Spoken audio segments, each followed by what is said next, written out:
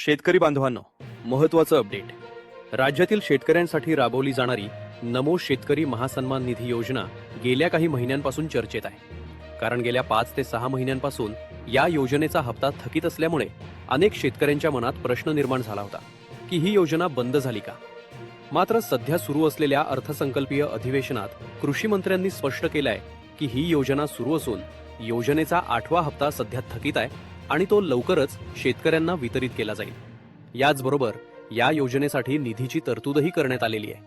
पूर्वी हा निधी कृषी सहाय्य 2401 अंतर्गत एकत्रितपणे दिला जात होता, पण आता तो वेगवेगळ्या विभागांच्या माध्यमातून स्वतंत्रपणे देण्यात येणार आहे. या अंतर्गत अनुसूचित जाती घटकासाठी सामाजिक न्याय व विशेष सहाय्य विभागाकडून सुमारे 696 कोटी 90 लाख रुपये, तर अनुसूचित जमाती घटकासाठी आदिवासी विकास विभागाकडून सुमारे 575 कोटी 70 लाख रुपयांची तरतूद करण्यात आली आहे.